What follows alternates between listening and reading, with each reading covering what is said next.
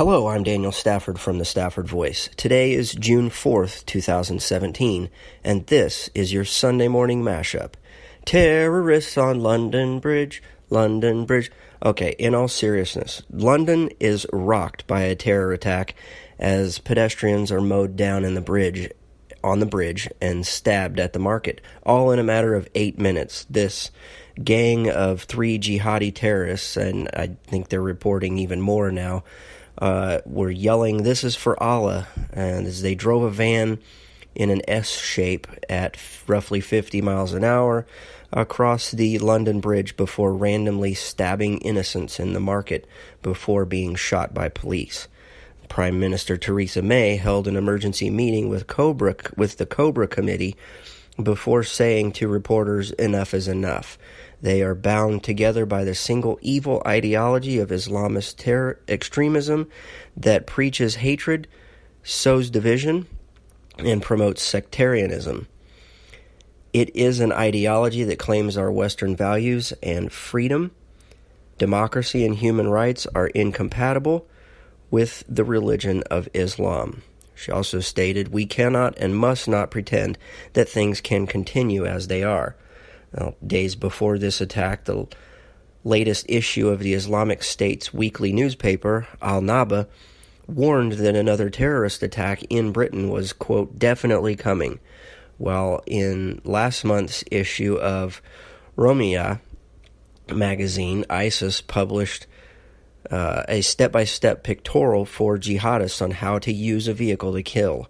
In one tweet from Trump, he said, quote, "We need the travel ban as an extra level of safety," which drew a particularly ignorant response from one CNN host, Reza Aslan, who said, quote, "This piece of is not just an embarrassment to America and a stain on the presidency, he's an embarrassment to humankind." Now, I want to remind you that Reza Aslan is the guy that ate brains on CNN. In other news, SpaceX launched its first recycled cargo ship to the International Space Station on Saturday, which is yet another milestone in its bid to drive down flight costs. After a 2-day delay caused by thunderstorms, the unmanned Falcon rocket blasted off carrying a Dragon capsule that made a station delivery nearly 3 years ago. When its refurbished Dragon reaches the orbiting lab on Monday, it will be the first returning craft since NASA's now retired shuttles. The first stage booster flown Saturday afternoon was brand new and, as is now the custom, returned to Cape Canaveral following liftoff for a successful vertical touchdown. Quote, "The Falcon has landed," SpaceX Mission Control declared from company headquarters in Hawthorne, California, and a cheer went up. The plan is to launch the booster again instead of junking it in the ocean as so many other rocket makers do.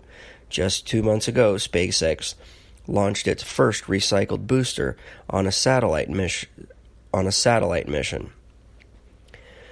Also, Mizzou's new chancellor calls for diversity of thought.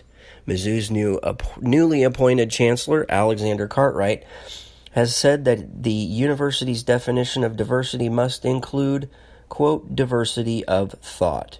Speaking at his introduction at the university, Cartwright applauded Mizzou's commitment to inclusion, diversity, and equity.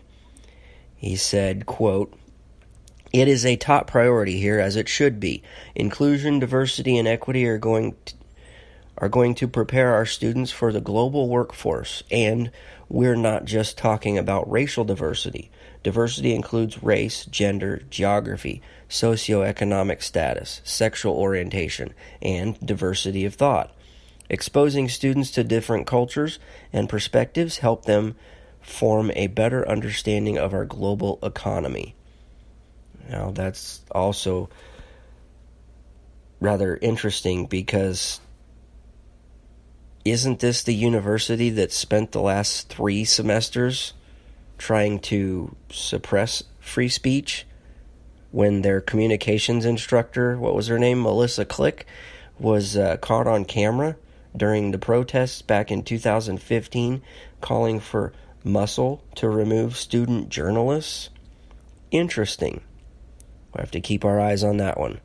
Speaking of which, keep your eyes open on Monday, 9 p.m. Central, 10 p.m. Eastern, for the Stafford Voice on YouTube or right here on Spreaker. Thanks, and have a great day.